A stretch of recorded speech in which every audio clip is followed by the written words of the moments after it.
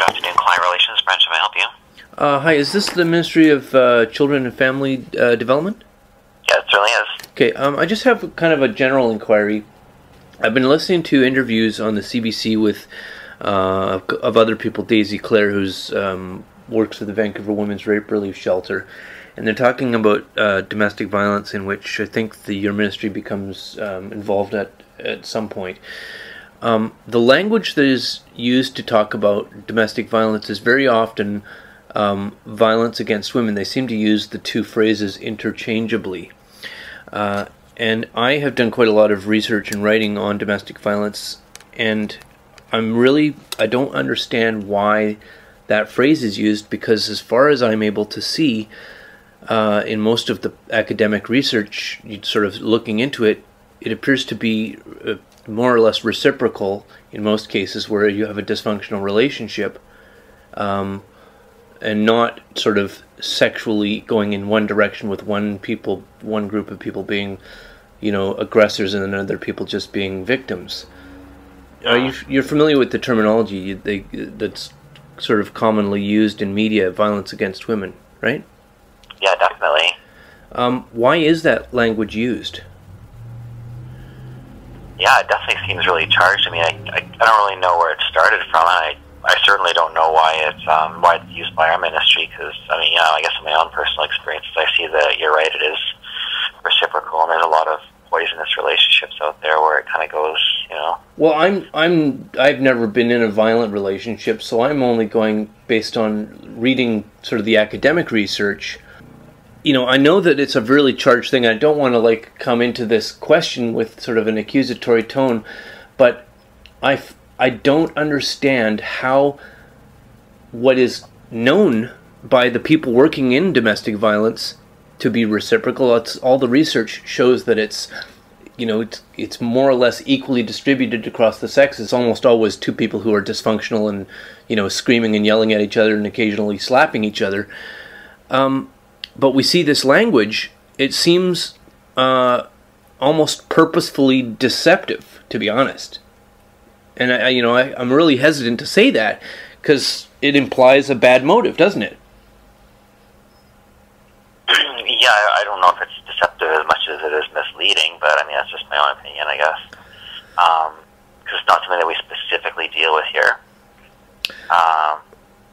So, who else have you spoken to? Did you want to be put in touch with the domestic violence unit? That wouldn't hurt. Do they have a number I could call directly?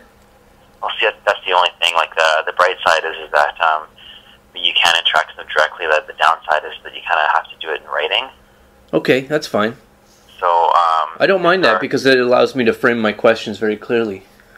Yeah, right. And it's not like it goes to a general area. A lot of people call in with some pretty distinct and particular policy questions, and we're just simply not in a position to answer them to the satisfaction of many people.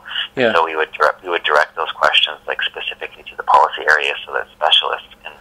But maybe I don't know if you can answer this, but maybe maybe you can. Is there a narrative within the ministry of a one-sided culture of abuse, or is it kind of understood that? I see it as an outsider, right? So I'm reading research, I'm reading, case studies and so on, and I see this.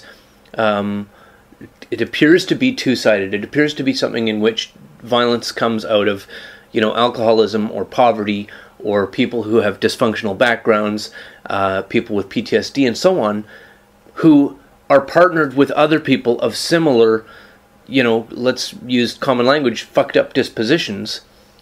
And they get into these dysfunctional relationships where they scream at one another, and then it escalates to physical violence. Is that understood?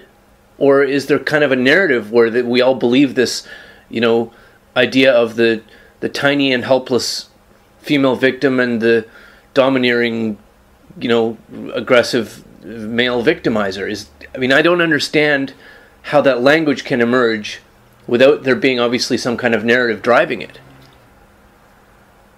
Yeah, I would say that it's more towards the latter than the former. So so there is that narrative then. That's just my own personal experience from what I've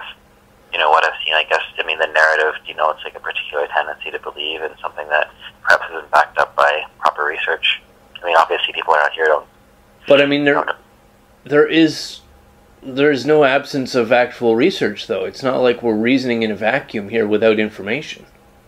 I guess it's like a lack of a tendency to read the research, though.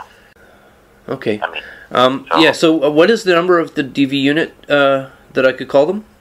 Yeah, as I mentioned, they don't have like a direct telephone number. Right. However, I can give you like the email address. Sure, that would be good. And then that would just be sent directly to the domestic violence unit, and then they could address your questions like personally. Yeah. Okay. Yeah. So the contact email address is MCF. So Mike Charlie Foxtrot. Yeah. .correspondence management, all one word, all lowercase, and then at gov.bc.ca. Okay, thanks so much for your time. Thanks a lot. Okay, Tom. It was a pleasure speaking with you. Thanks. Bye-bye.